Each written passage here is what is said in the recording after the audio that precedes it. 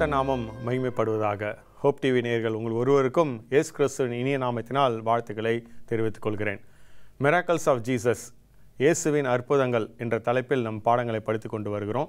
இன்றைக்கு நம்ம படிக்கக்கூடிய பாடம் வாக்கிங் ஆன் வாட்டர், தண்ணீர் மேல் நடந்த அற்புதத்தை குறித்து நம்ம பார்க்க போகிறோம். இந்த காரியத்துக்காக நம்ம ஜெபிப்போம்.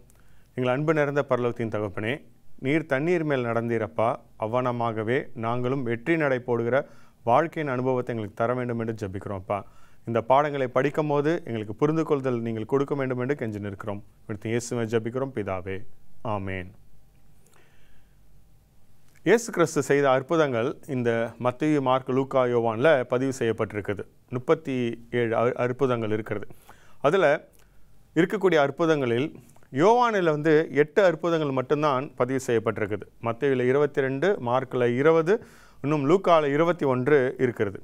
இந்த 8 அற்புதங்களில் 2 அற்புதம் மற்ற சுவிசேஷங்களும் இருக்குது. அதில் குறிப்பிட்டு ஒரு அற்புதம் 4 சுவிசேஷங்களும் இருக்கிறது. அது என்னவென்று சொல்லி பார்த்தீங்கன்னா, 5 வார்கோதுமை அப்பமும் 2 மீனை கொண்டு 5000 பேருக்கு சாப்பாடு கொடுத்தது. அப்புறம் அதை தொடர்ந்து தண்ணீர் மேல் நடந்த இந்த காரியம் என்ன சொல்லி பார்த்தீங்கன்னா, மத்தேயுலையும் மார்க்லேயும் அந்த சம்பவம் இருக்குது அப்படின்றது பார்க்குறோம். இயேசு கிறிஸ்து இந்த பூமிமத்தில் இருக்க காலத்தில் அவர் என்ன செய்தார்னு சொல்லி பார்த்தீங்கன்னா, அநேக அற்புதங்கள் செய்தாங்க. அதில் இயற்கை விதிக்கு எட்டாத விதமாக இருக்கக்கூடிய சில காரியங்களை செஞ்சாங்க. தண்ணீரை திராட்சை ரசமாக மாற்றினாங்க. திரளான மீன் வலையில் மாட்டுவதற்கும், மீன் வாயில் பணம் இருப்பதற்கும், இன்னும் தண்ணி மேல் நடந்தது குறித்து நம்ம பார்க்குறோம். இதை குறித்து தான் இன்றைக்கி நம்ம தியானிக்க போகிறோம். ஒரு நாள் காலை பொழுதில் இயேசு கிறிஸ்து திரளான கூட்டத்தை பார்த்தபோது, இதோ மேய்ப்பன் இல்லாத ஆடு இருக்கிறது போல சிதறடிக்கப்பட்டிருக்கிறாங்க என்று உணர்ந்து அவங்க மேலே மனது உருகி காலையிலேருந்து சாயந்தரம் மட்டும் அவர் என்ன செய்கிறான்னு சொல்லி பார்த்தீங்கன்னா, அவங்களுக்கு ஆறுதல் சொல்லி கொண்டிருக்கிறார், பிரசங்கம் பண்ணுகிறாங்க. இப்படி அவங்கள பல வகைய போதனங்களை வழி நடத்துகிறாங்க. சாயந்தரமான போது அவங்களுக்கு சாப்பாடு கொடுக்கும்படி சொல்லி அவர் என்ன செஞ்சார்னு சொல்லி பார்த்தீங்கன்னா, அந்த சிறு பையனுடைய உணவை எடுத்து பகிர்ந்து கொடுத்து 5000 புருஷர்களும் மற்றும் பெண்களும் குழந்தைகளும் சாகும்படியாக என்ன செஞ்சார்னா, தேவன் இப்படி சாப்பாடை கொடுத்தாங்க. இது முடிவில் என்ன செஞ்சாங்க, அனைவரும் அனுப்பிவிட்டு மத்தேயு 14 அதிகாரம் 23 வசனம் சொல்கிறது, மலையில் ஏறி சென்று தனிமையில் ஜெபிக்க ஆரம்பித்தாங்க என்று பார்க்குறோம். இப்போ தான் இந்த அற்புதம் நடக்கிறது, தண்ணி மேல் நடந்து வர்றது. இதோட கதை என்ன அப்படின்னு பார்க்கலாம். இயேசு கிறிஸ்து சீஷர்களை அக்கறைக்கு போகும்படியாக துரிதப்படுத்தி அவங்கள அனுப்பிட்டு என்ன செஞ்சாங்கன்னா, மலைக்கு போயிட்டாங்க. அப்போது சீஷர்கள் தண்டு வலிப்பதில் கஷ்டப்படுறாங்க என்பது பார்த்து, காற்று எதிர்நடையாக இருக்கிறத கண்டு இயேசு கிறிஸ்து என்ன செய்கிறாங்கன்னா, 4ஆம் ஜாமத்தில் அந்த தண்ணி மேலே நடந்து வருகிறாங்க. வந்த இயேசு கிறிஸ்துவை பார்த்த சீஷர்கள் ஆவி என்று நினச்சி அலறி என்ன செஞ்சாங்கன்னா, பயந்தாங்க. இப்போ இயேசு கிறிஸ்து தான் என்று சொன்னும் போது, பேதுரு நீர்தான் என்றால் நானும் தண்ணியில் நடந்து வரேன் என்று சொல்ல, தண்ணீரில் நடக்க, அப்புறம் தண்ணிக்குள்ளே முழுங்க இயேசு கிறிஸ்து அவரை காப்பாற்ற இந்த சம்பவம் நம்ம பார்க்குறோம். எப்படி ஒரு மனிதனால் தண்ணி மேல் நடக்க முடியும், எப்படி நம்மளால் நல்ல வாழ்க்கையை வாழ முடியும், வழுக்கி விழாதபடிக்கு முழுகாதபடிக்கு எப்படி வாழ்க்கை வாழ முடியும், இதை தான் கற்றுக் கொடுக்குது இந்த அற்புதத்தினுடைய ரகசியம். இந்த வேத பகுதியை வாசிக்கும் போது எனக்கு அநேக கேள்விகள் எழும்பினதாக இருந்துச்சு. என்ன கேள்வி அப்படி என்று பார்க்கும்போது, மத்தேயு 14 அதிகாரம் 21 23 மட்டும் வாசிக்கும் போது, எதற்காக இயேசு கிறிஸ்து சீஷர்களை படகேறி அக்கறைக்கு போகும்படியாக சொன்னாங்க, ஏன் அப்படி கன்ஸ்ட்ரெயின் பண்ணாங்க, ஏன் அவர் கட்டாயப்படுத்தினாங்க, இயேசு கிறிஸ்து கட்டாயப்படுத்துகிறவர் அல்லவே, ஏன் இப்படி சொன்னாங்க என்ற ஒரு கேள்வி. 2வது பகுதியை வாசிக்கும் போது எனக்கு ஏற்பட்ட கேள்வி என்னவென்று சொல்லி பார்த்தீங்கன்னா, இதே சம்பவம் யோவானிலிருந்து வாசிக்கும் போது 6ஆம் அதிகாரம் 19 இன்னும் 18 வசனங்களை வாசிக்கும் போது, இந்த படகு 20 இல்லை 25 ஃபெர்லாங் கடலுக்கு போன போது காற்று எதிர்நடையாக இருந்தது அப்படி என்று சொல்லி பார்த்தீங்கன்னா, மத்தேயு 14:24 வாசிக்கிறோம். இயேசு கிறிஸ்துக்கு வார்த்தைக்கு கீழ்ப்படிஞ்சு கடந்து போகும்போது ஏன் காற்று எதிர்நடையாக இருக்கணும், காற்று அவங்களுக்கு உதவி தானே செஞ்சுருக்கணும், ஏன் எதிர்நடையாக இருக்குது என்ற ஒரு கேள்வி என் மனதுக்கு எழும்பிச்சு. 3வது காரியம், இந்த பகுதியை படிக்கும் போது எழும்பின கேள்வி என்னன்னு சொல்லி பார்த்தீங்கன்னா, மார்க் 6ஆம் அதிகாரம் 47 வசனத்தில் இந்த படகு கடலில் இருக்கும் போது இயேசு கிறிஸ்து மலைக்கு ஏறி போகிறாங்க. இங்கே தத்தளிக்கிறத பார்க்குறாரு, ஆனால் 4ஆம் ஜாமத்தில் தான் உதவி செய்கிறதுக்காக வருகிறாங்க. ஏன் இந்த தாமதம் அப்படின்ற ஒரு கேள்வி. 4ஆக எழும்பின கேள்வி என்னன்னு சொல்லி பார்த்தீங்கன்னா, உதவி செய்ய வந்த இயேசு கிறிஸ்துவை பார்த்த சீஷர்கள் ஆவி என்று எண்ணி ஏன் அலறினாங்க அப்படின்ற ஒரு கேள்வியும். அப்புறம் முக்கியமான கேள்வியாக, இயேசு கிறிஸ்துவால் தண்ணி மேல் நடக்கும் போது பேதுருவால் ஏன் நடக்க முடியல? இயேசு கிறிஸ்து தானே நடந்துவான்னு சொல்லி பேதுருவை சொன்னார், ஏன் பேதுருவால் நடக்க முடியல? இந்த அற்புதத்தை புரிஞ்சு கொள்வதற்காக இந்த 5 கேள்வியினுடைய விடையும் நம்ம கண்டுபிடிப்போம். என்ன அந்த 5 கேள்வி? ஏன் சீஷர்களை அக்கறைக்கு போகும்படியாக துரிதப்படுத்தினார் அப்படின்ற ஒரு கேள்வி. ஏன் காற்று எதிர்நடையாக இருந்துச்சு அப்படின்ற ஒரு கேள்வி. தாமதம் ஏன், சீஷர்கள் ஏன் இவர்களை பார்த்து கத்துனாங்க அப்படின்னு சொல்கிற 3-4 கேள்வி. ஏன் பேதுருவால் நடக்க முடியல, என்னால் ஏன் நடக்க முடியல அப்படின்ற கேள்விக்கு நம்ம விடை காண்போம். முதலாவது கேள்வியை நம்ம எடுத்துக்கலாம். இயேசு கிறிஸ்து சீஷர்களை படகு ஏறி அக்கறைக்கு போகும்படி ஏன் துரிதப்படுத்துனாங்க? இது ஜீசஸுடைய குவாலிட்டி இல்லை. ஜீசஸ் நம்மளை யாரையும் ஃபோர்ஸ் பண்ணுறவர் கிடையாது. அவர் என்ன செய்கிறார், நம்மளெல்லாம் தேர்ந்தெடுக்கிற உரிமை கொடுத்துருக்கிறார். நம்மளை அவர் கட்டளைக்கு மன உகர்ந்து கீழ்ப்படிய சொல்கிறாங்க. ஆனால் இங்கே சொல்லப்பட்டிருக்குது மத்தேயு 14ஆம் அதிகாரம் 22ஆம் வசனம், ஜீசஸ் கன்ஸ்ட்ரெயின் த டிசைபிள்ஸ், அவங்க படகு ஏறி அக்கறைக்கு போகும்படியாக துரிதப்படுத்தினார் என்று சொல்லப்பட்டிருக்கு. இப்படி தேவன் யாராவது ஒருத்தவங்களை இப்படி என்ன செய்வாங்கன்னு சொல்லி பார்த்தீங்கன்னா கட்டாயப்படுத்துவாங்களா? இல்லை நம்ம வாழ்க்கையில் சில சமயங்கள் நம்ம அப்படி உணர்கிறோமா? நம்மளை தேவன் கட்டாயப்படுத்துகிறாங்க, இப்படி ஒரு தீர்மானம் எடுன்னு சொல்லி கட்டாயப்படுத்துகிறாங்க அப்படின்னு நினைக்கிறோமா? இல்லை இந்த சூழ்நிலையில் நான் தேவனுக்காக நான் என்ன செய்யணும்னு பார்த்தீங்கன்னா சில காரியங்களை செய்ய வேண்டும் என்று தேவன் என்னை நெருக்கிறாங்க என்று நம்ம உணர்கிறோமா? இதற்கான விடை பார்த்தீங்கன்னா வேதத்தில் அங்கேயும் இங்கேயும் கொஞ்சம் வாசித்து பார்க்கும்போது நமக்கு கிடைக்கும். யோவான் 6ஆம் அதிகாரம் 15ஆம் வசனம் சொல்கிறது, திரளான மக்கள் இயேசு கிறிஸ்து சாப்பாடு கொடுத்த பின்பாக அந்த மக்கள்லாம் சேர்ந்து ஒரு தீர்மானிச்சாங்க, இன்றைக்கி இயேசு கிறிஸ்துவை என்ன செஞ்சிடும், ராஜாவாக ஆக்கிடணும்னு சொல்லி தீர்மானித்தாங்க. ராஜாவாக இயேசு கிறிஸ்து ஆகுவார் என்று சொன்ன பார்த்தீங்கன்னா அப்போது அவங்க என்ன செய்யலான்னு பார்த்தீங்கன்னா ரோமர்களை வீழ்த்தி தங்கள் ராஜ்யத்தை பிடித்துக்கொள்ளலான்னு சொல்லி பார்த்தாங்க. இயேசு கிறிஸ்துவோடைய ராஜ்யம் இந்த பூலோகத்துக்கு அடுத்த ராஜ்யம் கிடையாது. இப்போது சீஷர்களை கொண்டு இந்த இயேசு கிறிஸ்துவ ராஜாவாக ஆக்க திட்டம் போட்டிருக்கிறாங்க என்று தெரிஞ்ச போது இயேசு கிறிஸ்து என்ன செஞ்சாங்கன்னா திரளான கூட்டத்தை கலைப்பதுக்கு ரொம்ப கடினம் என்பதனால இந்த 12 பேரை படகேறி அக்கறைக்கு போகும் என்று சொல்லி துரிதப்படுத்தினாங்க என்று நம்ம பார்க்குறோம். ராஜாவாக ஆக்குவதற்கு அவங்களுக்கு மனது இல்லை. இயேசு கிறிஸ்து உண்மையாலுமே ராஜா தான், ஆனால் அந்த பூலோகத்துடைய ராஜா இல்லை. இந்த திட்டத்தை முறியடிக்கும்படியாக தான் மனிதர்களுக்கு பரலோகத்துக்கு அடுத்த காரியங்களை புரிந்து கொள்ளாமல் இருக்கப்படுகிற போது தான் என்ன செஞ்சாங்கன்னா துரிதப்படுத்துகிறாங்க. ஒருவேளை நமக்கு சில சமயங்களில் நம்மளை துரிதப்படுத்துகிறாங்க, நம்மளை என்ன செய்ய பார்த்தீங்கன்னா தீர்மானிக்க வேண்டும் அப்படின்னு சொல்லி நம்மளை கட்டாயப்படுத்துகிறாங்கன்னு போது நம்ம ஒரு விஷயத்தை புரிந்து கொள்ளணும், அது கடவுள் திட்டத்துக்கு விரோதமாக இருக்குது என்பதை புரிந்து கொள்ளணும். லோத்தை கையை பிடித்து அந்த பட்டணத்தை விட்டு வெளியில் எடுத்துகிட்டு வந்ததுக்கான காரணம் என்ன? அந்த பட்டணம் அழிய போகுது என்பது தெரிஞ்சபடினால் தானே. ஒருவேளை தேவன் நம்ம மத்தியிலையும் சில தீர்மானங்களை எடுக்க சொல்கிறாங்க அப்படின்னு சொல்லி பார்க்கும்போது இதோ அந்த தீர்மானம் எடுக்காமல் இருப்போம் என்றால் நம்ம வழி விலகி போயிடுவோம் என்பதற்காக தேவன் நம்மளை துரிதப்படுத்துகிறாங்க என்பதை உணர வேண்டும். 2வது காரியம் என்ன கேள்வி? ஏன் காற்று எதிர்நடையாக இருந்துச்சு? அக்காலத்தில் படகுல பிரயாணம் பண்ணும்போது காற்று அவங்களுக்கு சாதகமாக இருக்க வேண்டும். அந்த காற்று என்ன செய்யணும், படகை கரெக்டான வழியில் நடத்திட்டு போகணும். படகேறி போனதுக்கு காரணம் என்னன்னு சொல்லி பார்த்தீங்கன்னா ஜீசஸ் சொன்னாங்கன்றதுக்காக தான் அவங்க படகேறி போனாங்க. அப்போது காற்று என்ன செய்யணும்னு சொல்லி பார்த்தீங்கன்னா அவங்களுக்கு உதவியாக இல்லாமல் ஏன் அந்த காற்று எதிர்நடையாகிடுச்சு? சில சமயம் நம்மளுக்கு கேள்வி எழும்புதில்லை, ஜீசஸ் நீங்கள் சொன்னீங்கன்றதுக்காக தானே இதை செஞ்சேன், இதை செஞ்சதுனால எனக்கு ஏன் இவ்வளோ பெரிய நஷ்டம், ஏன் ஒரு பின்னடைவு, எதற்காக ஒரு அவமானம், எனக்கு அந்த சூழ்நிலை சாதகமாக இல்லையே அப்படின்ற ஒரு கேள்வி நம்ம மனசில் என்ன சொல்லி பார்த்தீங்கன்னா எழும்புறதை நம்ம பார்க்குறோம். ஏன் காற்று பின்னடையாக இருந்துச்சு? ஏன் காற்று நம்மளுக்கு என்ன சொல்லி பார்த்தீங்கன்னா எதிர்நடையாக இருந்து நம்மளை பிரயாணம் பண்ணுவதில் தாமதம் ஏற்படுத்துது அப்படின்றதுக்கான விடையை கண்டுபிடிக்க வாஞ்சிச்சு வேதத்தை என்ன செய்யணும்னா தேட ஆரம்பித்தேன். ஆனால் அநேக சூழ்நிலைகளில் நம்முடைய பழக்கம் என்ன ஆகிப்போச்சு, இந்த காலகட்டத்தில் எதுவாக இருந்தாலும் கூகுளில் தேடி பார்த்துக்கலாம் அப்படின்னு சொல்கிற மாதிரி கூகுளில் தேட ஆரம்பித்தாச்சு. கூகுளில் தேடினா ஏன் காற்று எதிர்நடையாக இருந்துச்சு எனக்கு காரணம் இல்லை, ஆனால் காற்று எவ்வளோ வேகத்தில் வீசியிருக்கலாம் அப்படின்னு சொல்கிற அந்த காலத்தினுடைய சீதோஷணங்களை படித்து அதுக்கான ஒரு ஆலோசனை கொடுக்கறதா இருந்துச்சு. ஒருவேளை இது பைபிள் கமெண்ட்ரிஸ் எடுத்து படித்து தெரிஞ்சுக்கலான்னு சொல்லி எடுத்து படித்தாலும் கூட காற்று எதிர்நடையாக இருந்துச்சுன்ற பல காரணங்கள் அங்கே பல காரியங்கள் போட்டிருந்தாலும் ஏன் எதிர்நடையாக இருந்துச்சுன்றதுக்கான விளக்கம் கிடைக்கல. ஒருவேளை சாஃப்ட்வேரை பயன்படுத்தி இந்த கிரீக் ரூட் ஹீப்ரூ ரூட் வேர்டை கண்டுபிடிச்சலாம் அப்படின்னு நினச்சா அதுக்கும் கண்டுபிடிக்கிறதுக்கு பலன் இல்லாமல் போயிடுச்சு.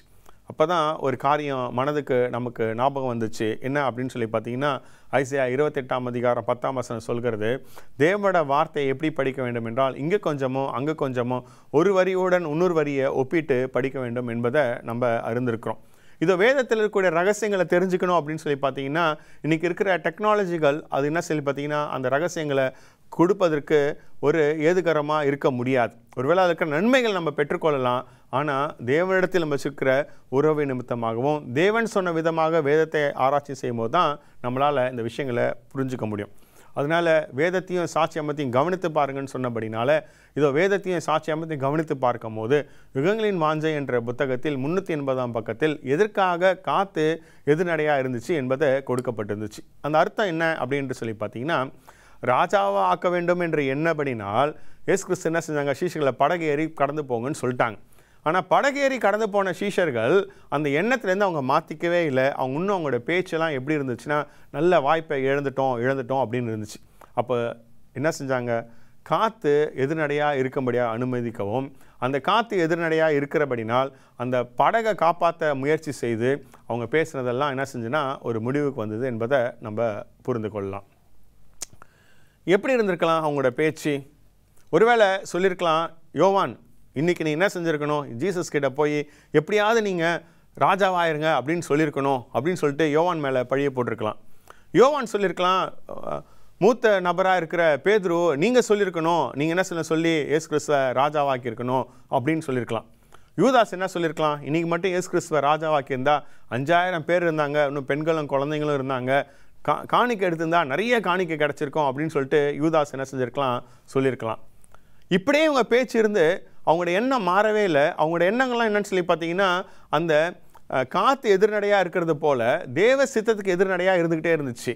அப்போது தேவன் என்ன செஞ்சாங்கன்னா, இவங்கள் உடம்புக்கு ஒரு வழி வரும்படியாக காற்றை எதிர்நடையாக அனுப்பினும் போது எல்லாரும் படகை காப்பாற்றுற கவனத்தை செலுத்தும் போது அவங்க என்ன நடந்ததுன்னு சொல்லி பார்த்தீங்கன்னா, இவங்க பேச்செல்லாம் மாறி போச்சு. இப்படி தான் தேவனும் நம்ம வாழ்க்கையில் என்ன செய்கிறான்னு பார்த்தீங்கன்னா, பரலோகத்துக்கு அடுத்த சிந்தைகள் நம்மளுக்கு வரும்படியாக நம்ம வாழ்க்கையில் சூழ்நிலைகளை எதிர்நடையாக அனுமதிக்கிறார் என்பதை நம்ம புரிந்து கொள்ளலாம். மூன்றாவது பார்த்த கேள்வி என்ன, எதற்காக தாமதம்? போன கேள்விக்கான விடையிலே நம்ம தாமதத்துக்கான காரணத்தை கண்டுபிடிச்சிட்டோம். என்னது, இவங்க படகு செலுத்துவதில் கஷ்டப்படுறாங்க என்பதை அறிந்த இயேசு கிறிஸ்து என்ன செய்கிறாங்க என்று சொல்லி பார்த்தீங்கன்னா, காற்றை எதிர்நடையாக அனுப்பி இவங்களுக்கு புத்தி வரும்படியாக என்ன செய்கிறாங்கன்னா சூழ்நிலையை அனுமதிக்கிறார். இப்போது இவங்க அவங்க காமாக ஆகி, ஐயோ படகை காப்பாற்றுறதுக்காக யோவான், பேதுரு, மத்தேயு ஒவ்வொருத்தங்களாக படகை பிடிங்க அப்படின்னு சொல்லிட்டு இருக்கும் போது, இன்னும் ஒரு நபர் இருந்தால் நல்லா இருக்குமே எண்ணும் போது தான் அவங்களுக்கு யார் ஞாபகம் வந்துச்சு, ஜீசஸ் ஞாபகம் வந்துச்சு. எப்போதும் ஜீசஸ் என்ன செய்வாங்க, அவங்க கூட படகுல போவாங்க, புயல் காற்று அடிச்சிருந்தாலும் சரி எதுவாக இருந்தாலும் தூங்குவாங்க. ஒரு சம்பவத்தில் என்ன நடந்து சொல்லி பார்த்தீங்கன்னா, ஜீசஸ் தூங்கிட்டு இருக்கிறாங்க. ஐயரே நாங்கள் மடிந்து போவதில் உங்களுக்கு பிரியமா என்று கேட்டும் போது ஜீசஸ் எழுந்து என்ன செஞ்சாங்க, காற்று கடலை அதட்டினாங்க. அந்த காற்று கடல் என்ன ஆயிடுச்சு, அமைதியாயிற்று என்று பார்க்குறோம். இப்போது ஜீசஸ் அங்கே இல்லை. இவங்க ஜீசஸ் இருந்தால் நல்லாயிருக்கும் அப்படின்னு எண்ணம் வருவதற்கு அவ்வளோ மணி நேரம் தாமதம் ஆயிடுச்சு. மாலை பொழுதில் இயேசு கிறிஸ்து பார்க்குறாங்க. 4ஆம் ஜாமத்தில் தான் வர வேண்டியதாக இருந்துச்சு. இயேசு கிறிஸ்துவை பெற்றுக்கொண்டா நல்லது என்று நினச்ச நேரத்தில் தான் என்ன வந்துச்சு சொல்லி பார்த்தீங்கன்னா, ஜீசஸ் அங்கே வராங்க என்று பார்க்குறோம். ஜீசஸுடைய டைமில் தாமதம் என்று ஒன்றுமே இல்லை. ஒருவேளை நம்ம ஜீசஸை ஏற்றுக்கொள்வதற்கு நம்ம தாமதமாக ஆகலாம். நம்ம அந்த எதிர்நடைகளாக இருக்கக்கூடிய காரியத்துக்கு எதிர்த்து போராடி கொண்டே இருந்துகிட்ருக்கலாம். தேவ சித்தத்தில் என்ன இருக்குது என்பதை நம்ம புரிந்து கொள்ளாமே இருக்கலாம். தேவன் ஒரு காரியம் நமக்கு எதிராகவோ இல்லை சாதகமாகவோ ஒரு சூழ்நிலை வரும்னா, அதிலிருந்து நமக்கு ஒரு நல்ல பாடத்தை கற்றுக் கொடுக்காம அந்த சூழ்நிலையை வருவதற்கு தேவன் அனுமதிக்கிறது இல்லை. அந்த சூழ்நிலை குறிப்பாக அது எதிர்நடையாக இருக்கும் அப்படின்னு சொல்லி பார்த்தீங்கன்னா, ஏன் ஆண்டவரே என்று சொல்லி ஆண்டவர்கிட்ட போய் நான் பதில் கேட்காம இதோ உலகத்தில் ஆலோசனை கொடுக்குற நபர்களுக்கிட்டையோ தத்துவ ஞானிகளுக்கிட்டேயோ இல்லை என்று சொல்லி பார்த்தீங்கன்னா, இந்த உலகத்தில் மந்திர தந்திரங்கள் சொல்கிறவங்ககிட்டயே போய் கேட்போன்னு சொல்லி பார்த்தீங்கன்னா என்ன பிரயோஜனம் இருக்குது? தேவன் அந்த சூழ்நிலை நமக்கு வருவதற்கு கொடுத்த காரணம் என்ன சொல்லி பார்த்தீங்கன்னா, நோக்கம் அது என்ன பண்ணால் தோற்று போயிடுது என்று பார்க்குறோம். சில சமயங்களில் நம்ம என்ன செய்யணும்னு சொல்லி பார்த்தீங்கன்னா, இப்படி உலகத்தில் தேடாமல் போனாலும் கூட சக மனிதன்கிட்ட நம்ம பேச ஆரம்பிக்கிறோம். நம்மளோட குறைகள், நம்மளோட பலவீனங்களை குறித்து பேசி கொண்டிருக்கிறோம். ஆனால் இதை யார்கிட்ட பேச வேண்டியது இருக்குது? இதை உண்மையாலுமே நான் பேச வேண்டிய இடம் எங்கன்னு சொல்லி பார்த்தீங்கன்னா ஆண்டவராக இயேசு கிறிஸ்து கிட்ட தான். ஏன்னா அவர் சித்தம் இல்லாமல் 2 காசுக்கு விற்கிற 5 அடைக்கலான் குருவி கூட கீழே விழுகிறது இல்லை. அப்படி இருக்கும் போது நம்ம தலைமுடியை எண்ணி வச்சிருக்கிற சூழ்நிலை இருக்கும் போது நம்ம வாழ்க்கையில் நடக்கின்ற ஒரு சம்பவம் என்னன்னு சொல்லி பார்த்தீங்கன்னா தேவனோட சித்தம் இல்லாமல் அவரோட புரிந்து கொள்தல் இல்லாமல் நம்மளுக்கு நடக்கிறது இல்லை என்பதை உணர்ந்து ஏன் இந்த சூழ்நிலை என்று நம்ம ஜீசஸ் கிட்ட கேட்க வேண்டியது அவசியமாக இருக்கிறது. 4வது கேள்விக்கு போகலாம். ஜீசஸ் இவங்க கஷ்டப்படுறத பார்த்தாங்க, தண்ணி மேலே ஏறி நடந்து வந்துட்டாங்க. நம்மளால் கற்பனை பண்ணி பார்க்கவே முடியல. மக்கள் கஷ்டப்படுறத பார்க்கும் போது ஜீசஸ் என்ன செய்கிறாங்கன்னா எல்லா சூழ்நிலையும் நீக்கி போட்டு அந்த மக்களை காப்பாற்ற வேண்டும் என்று வந்துட்டாங்க. அப்படி தான் பரலோகத்திலிருந்தும் அவர் இறங்கி இந்த பூலோகத்துக்கு வந்துட்டாங்க என்று பார்க்குறோம். ஆனால் உதவி வந்த இயேசுவை பார்த்து பயப்படுறாங்க, அலறாங்க. அது எப்படி இப்படிப்பட்ட சூழ்நிலையாக இருக்க முடியும்? ஜீசஸ் எனக்கு ஹெல்ப் பண்ண வரும்போது நான் ஜீசஸை பார்த்து பயப்படுவேன்னா, ஜீசஸ் எனக்கு ஹெல்ப் பண்ண வரும்போது இவர் ஒரு ஆவி என்று நினச்சி ரைட்டா அதுக்காக என்ன சொன்னால் அலர்வேனோ? எப்படி இது சாத்தியமாக ஆகும்? அநேக நேரங்களில் தேவன் கொடுக்குற ஆலோசனைகள் நமக்கு பயத்தை உண்டு பண்ணுகிறதாவே இருக்குது. ஒரு உதாரணம் சொல்ல வேண்டும் என்று சொல்லி பார்த்தீங்கன்னா, நம்ம வாழ்க்கை பிரயாணம் கப்பலில் பிரயாணம் பண்ணி போயிட்டு இருக்கும் போது இன்றைக்கி உலகம் முழுவதும் அசுத்தமான உணவுகளால் நிரம்பி இருக்கும் போது தேவன் சுத்தமாக எண்ணப்பட்ட மிருக ஜீவனங்களை கூட அசுத்தமாக இன்றைக்கி என்ன சொல்லி பார்த்தீங்கன்னா அதுக்கு அநேக நோய்கள்லாம் இருந்து கொண்டிருக்கும் போது இந்த உணவை தவிர்த்துட்டா உங்களுக்கு எதிர்காலத்தில் நீங்கள் கேன்சரை தவிர்த்துக்கலாம், இல்லை என்று சொல்லி பார்த்தீங்கன்னா இப்படிப்பட்ட நோய்களை தவிர்த்துக்கலாம் என்று சொல்லி நல்ல ஆலோசனையாக தேவன் கொடுக்கின்ற அந்த ஆலோசனை நம்ம பார்த்து பயப்படுறோமா? அன்றைக்கி சீஷர்கள் இயேசு கிறிஸ்துவை பார்த்து பயந்தது போல் நானும் பயப்படுறேனா என்பதை சிந்தித்து பார்ப்போம்.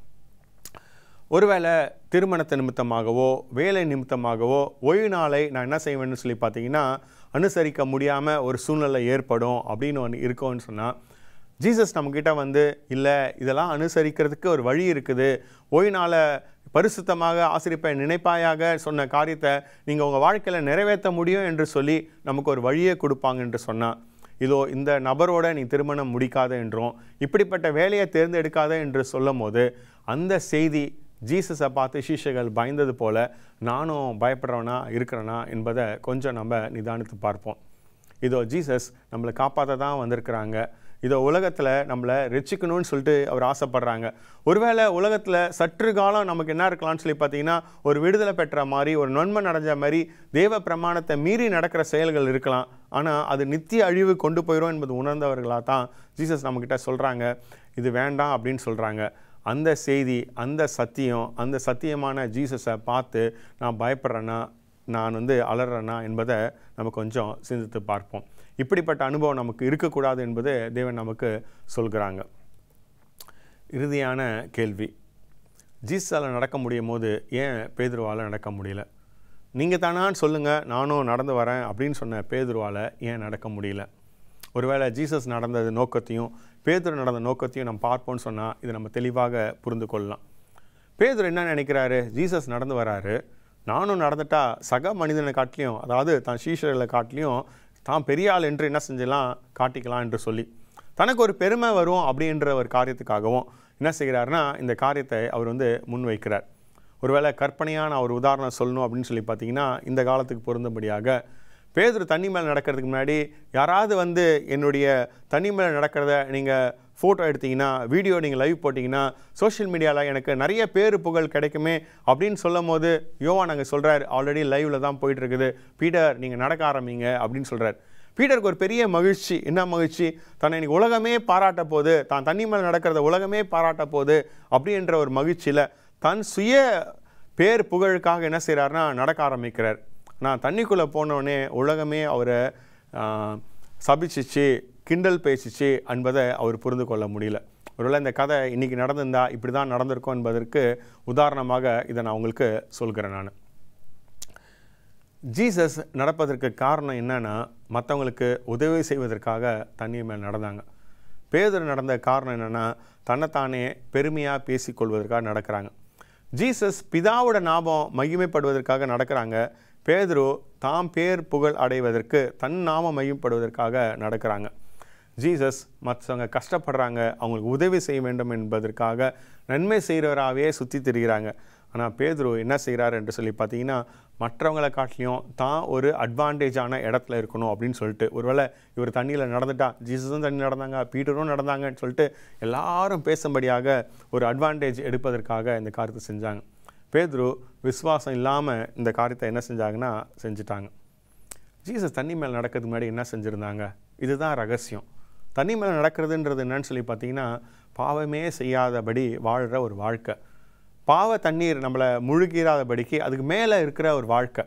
ஒருவேளை பூலோகத்தில் இருந்தாலும் கூட அந்நியனாகவும் பரதேசியாகவும் நடக்கிற ஒரு வாழ்க்கை. என்னோடய வீடு பூலோகத்தில் இல்லை, இது எங்கே இருக்குதுன்னு சொல்லி பார்த்தீங்கன்னா பரலோகத்தில் இருக்குது என்று சொல்லி நடக்கிற வாழ்க்கை. ஆனால் அவ்வப்போது இது நடக்க முடியல. என்ன ஆயிடுன்னு சொல்லி பார்த்தீங்கன்னா, பேதுரு உள்ளார போவது போல் அநேக தடவை தண்ணிக்குள்ளே முழுகி போயிடும். ஜீசாவில் நடக்க முடிஞ்சுன்னா ஜீசஸ் என்ன செஞ்சாங்க? தண்ணீர் மேல் நடப்பதற்கு முன்பாக தேவனோட நேரத்தை செலவு செஞ்சு தேவனோடு இருந்து என்ன செஞ்சாங்கன்னா ஜெபித்தாங்க என்று பார்க்குறோம். மக்கள் கஷ்டப்படுறாங்க, இந்த கஷ்டத்துலேருந்து அவங்களுக்கு விடுதலை கொடுக்க வேண்டும் என்பதற்கு நடந்தாங்க. தானுக்கு எல்லா வல்லமையும் இருக்குது என்று காட்டுவதற்காக அவர் நடக்கலை. அவர் சொன்னார், நான் சுயமாக ஒன்றும் செய்யலைன்னு சொன்னாங்க. தான் பலத்தில் நடக்க முடியும், இருந்தாலும் அவர் என்ன செஞ்சார்னா பிதாவோட பலத்தினால் சார்ந்து என்ன செஞ்சார்னா தண்ணி மேல் நடந்து தேவன் நாமத்தை மகிமைப்படுத்துவதற்காக செஞ்சாங்க. ஒருவேளை நாமும் தேவனோட தினமும் நேரத்தை செலவு செய்து இதோ மற்றவங்களுக்காக நம்மளை என்ன செய்யணும் சொல்லி போதும் நம்ம வாழ்க்கையை தேவனிடத்தில் ஒப்பு கொடுத்து தேவன் என்ன கொண்டு மற்றவங்களையும் மீட்க வேண்டும் என்று பிரயாசப்பட்டு நம்ம ஒப்பு கொடுப்போம் என்றால் நாமும் அந்த தண்ணி மேல் நடக்கின்ற வாழ்க்கையின் அனுபவத்தை பெற்றுக்கொள்ள முடியும். இதோ இந்த நடந்த அற்புதம் இன்னொரு அற்புதமும் இந்த சூழ்நிலையில் நடந்துச்சு. என்ன என்று சொல்லி பார்த்தீங்கன்னா, யோவான் 6ஆம் அதிகாரம் 21ஆம் வசனம் இவ்வாறாக சொல்கிறது, இயேசு கிறிஸ்துவை மனம் உகர்ந்து அவங்க படகுல என்ன செஞ்சுட்டாங்க? ஏற்றிக்கிட்டாங்க. அப்படி ஏற்றிக்கிட்டோன்னே என்ன நடந்துன்னு சொல்லி பார்த்தீங்கன்னா, அந்த படகு உடனேயாக அக்கறையில் இருந்துச்சு. அவங்க சாயந்தரத்துலேருந்து 4ஆம் ஜாமம் மட்டும் படகை முன்னாடி செலுத்துவதற்காக பல வகையான போராட்டம் அடைஞ்சாங்க. ஆனால் அந்த படகு முன்னேறி போகவே முடியல. காற்று என்ன செய்யுதுன்னா அவங்கள பின்னாடி நோக்கி போக வச்சுக்கிட்டே இருக்குது. ஆனால் ஜீசஸை எப்போ அவங்க படகுல ஏற்றிக்கிட்டாங்களோ அப்போ படகு உடனே அக்கறைக்கு போச்சு. இது எவ்வளோ பெரிய மிராக்கிள்! நம்ம வாழ்க்கை படகுலையும் ஜீசஸை ஏற்றிப்போன்னு சொல்லி பார்த்தீங்கன்னா நம்ம படகும் அக்கறையில் இருக்கும் என்பதுக்கு எந்த ஐயப்பாடும் இல்லை. இன்றைக்கி ஜீசஸ் ஹெவன்லி சாங்சுவரியில் நடந்து கொண்டிருக்கிறாங்க. கூடிய சீக்கிரம் என்ன செய்ய போகிறாங்கன்னா பரலோகத்தை விட்டு வெளியில் வரப்போகிறாங்க. உங்களுக்கும் எனக்கும் ஒரு பெரிய வாய்ப்பை வச்சுருக்கிறாங்க. அது என்ன? தண்ணி மேலே நடக்கிறதுக்கு இல்லை, ஆகாயத்து மேலே நடக்கிற வாய்ப்பை வச்சுருக்கிறாங்க. இதை புரிந்தவர்களாக நம்ம என்ன செய்வோம்னு சொல்லி பார்த்தீங்கன்னா, இன்றைய ரட்சண நாள், இன்றைய அணுக்கிற காலம் என்று தெரிஞ்சு நான் சிறுக அவர் பெருக என்று யோவான் சாணகன் சொன்னது போல நம்மளை முற்றிலும் மறந்து இயேசு கிறிஸ்துவை முன்னிறுத்தி நம்ம வாழ்க்கை போகும்போது நாமும் என்ன செய்யும் சொல்லி பார்த்தீங்கன்னா அவர் 2ஆம் வருகை வரும்போது அந்த ஆகாயத்தில் நாமும் நடப்போமாக. இப்படிப்பட்ட ஸ்லாக்கியத்தை தேவன் நம்ம ஒருவருக்கும் கொடுப்பதற்கு காத்து கொண்டிருக்கிறாங்க. அந்த ஸ்லாக்கியம் உங்களுக்கும் எனக்கும் கிடைக்கும்படியாக நம்ம ஜெபிப்போம். எங்கள் அன்பு நிறைந்த பரலோகத்தின் தகப்பனே, பேதுரு தண்ணீரில் முழுகினது போல அநேக தடவை நாங்கள் பாவ தண்ணீரில் முழுங்கிறோம்ப்பா. உம்முடைய கரம் நீட்டி பேதுருவை நீங்கள் தூக்குனது போல எங்களையும் தூக்குறீங்க. ஆனால் ஆண்டவரே, நாங்கள் தொடர்ந்து நடப்பதற்கு எங்களுக்கு கற்றுக் கொடுங்க. நீங்கள் கற்றுக் கொடுத்த பாடத்தின்படி நாங்கள் நடப்பதற்கு வழி நடத்துங்க. இயேசுவை ஜெபிக்கிறோம் பிதாவே, ஆமேன். கர்த்தர் தாமே நம்ம ஒருவரையும் ஆசீர்வதிப்பாராக. மீண்டும் அடுத்த நிகழ்ச்சியில் சந்திக்கும்படும் தேவன் உங்கள் ஒருவரும் கூட இருப்பாராக. ஆமேன்.